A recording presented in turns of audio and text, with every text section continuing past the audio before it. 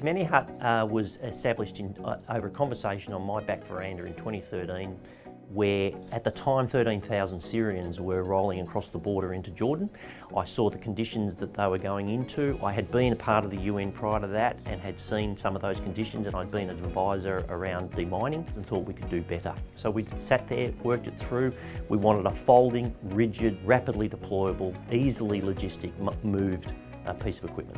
It was designed as a system. It's an out-of-the-box accommodation or office accommodation or warehousing system that can go onto any ground. It doesn't need any preparation.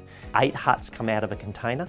There's a second container goes with it, and in that container is all the fixtures and fittings to be able to turn the containers into bathrooms and to bring in the furnishings for the huts. They're fully air conditioned, reverse cycle air conditioning, but we bring all the power, water and septic and sewer so that we create utility systems completely out of the box. So a client, a future client, whoever that is, makes one phone call. They come to us and we can put a camp for about 2,000 or more people on the ground in about 3 or 4 days.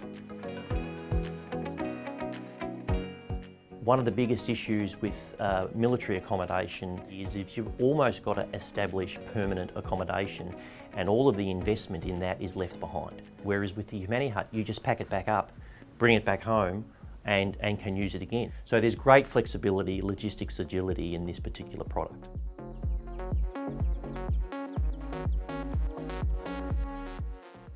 The team at Madderns have been able to bring some intellectual property registration for us globally. I had no idea about that space, and Stephen and his team at Madderns were able to educate me and made sure that this product and this company was going to be protected into the future. They could see what of the product was able to be patented and what of our IP was able to be registered, and they went about doing that. So the beauty of Madderns was the fact that they didn't sit back waiting for me to brief them. They would be politely on the phone or in an email saying, "Neil, I think we need to have a look at this, and we may need to have a look at protecting this."